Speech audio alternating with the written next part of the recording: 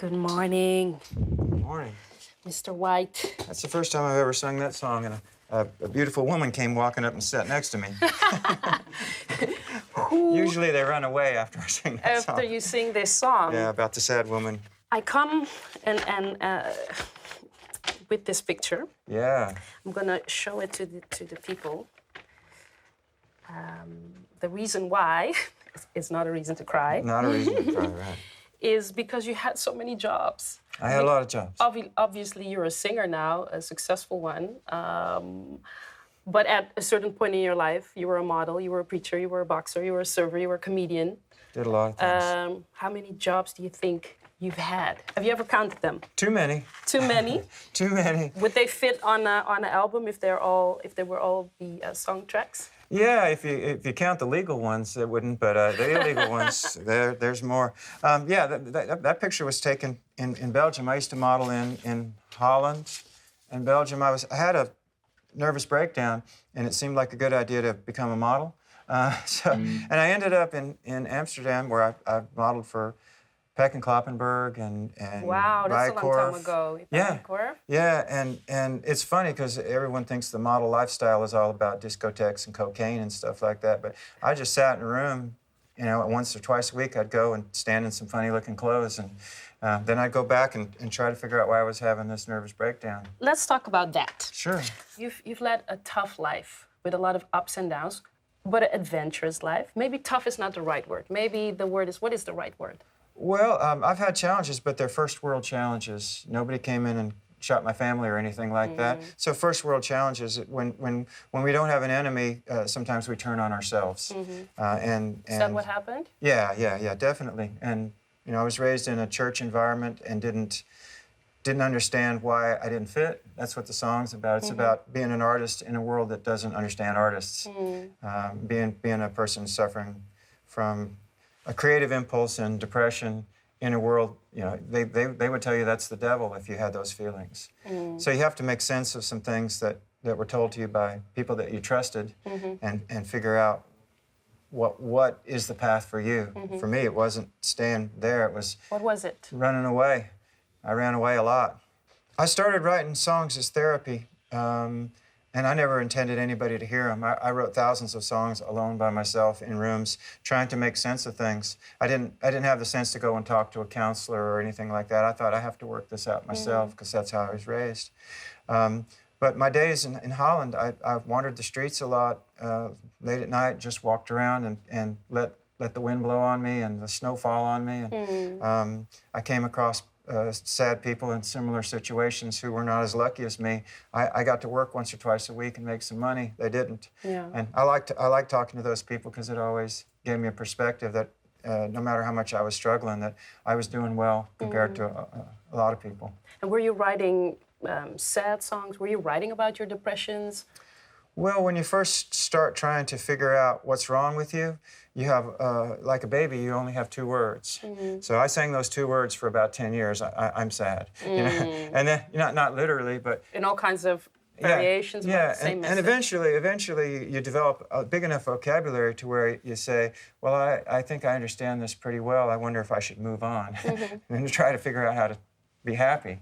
And when my daughter was born, that's when I decided it's time to be happy because I don't want to give her the burden of sorrow as well. And when she was born, was that a moment that your music changed, or is that also when people started to know about your music?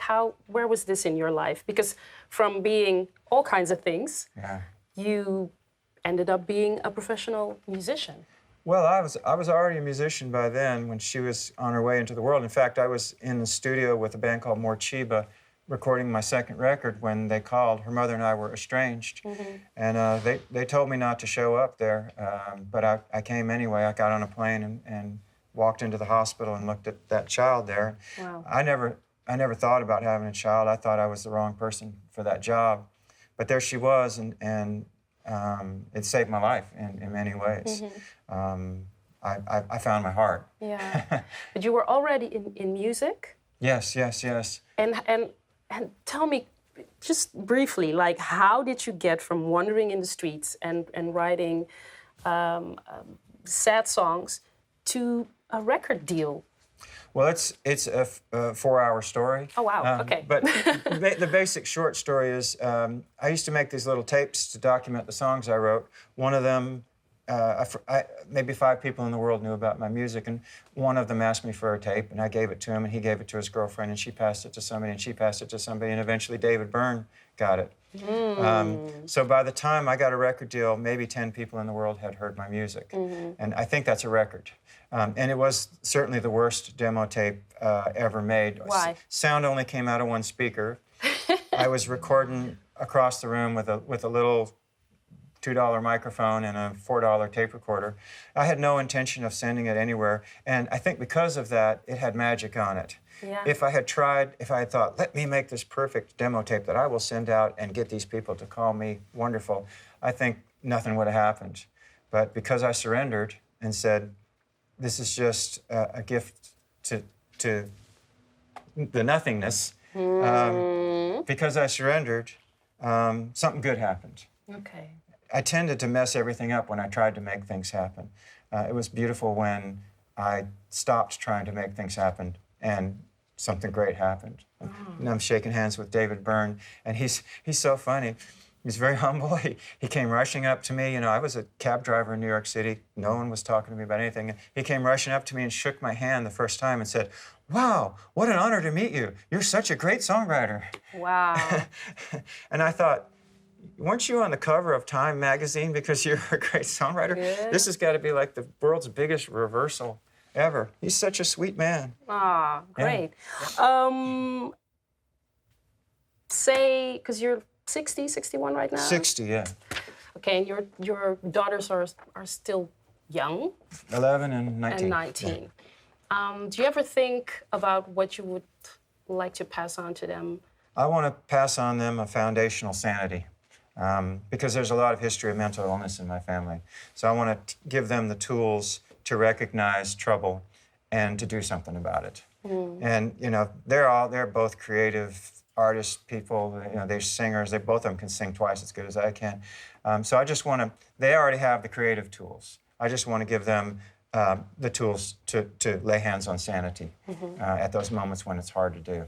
The next song is about one of your daughters, right? Yeah, yes. I wrote it before she was born when it was suggested that I would never get to see my child. Her mom was mad at me and said that I would never get to see her. And I wanted to write her a song to let her know I was thinking about her before she was born. That's beautiful. What's the name of it? Called Sweet Bird of Mystery. Can she sing it? Well, we've sung it once together. Yeah? But it's on the new record. She only heard it for the first time about a year ago. Wow. Because I had it, it made me cry every time I tried to sing it. Because she had a hard life. I had a hard life trying to be her father because her mom didn't want me in her life. So I couldn't sing it. It was in a suitcase for about 18 years. And when she just turned 18, I sang it for her for the first time, and we had a good cry. Oh, beautiful. I'm going to listen to it. Thank you so much. My Jim pleasure. White. My pleasure. You. Thank you. Thank you for listening.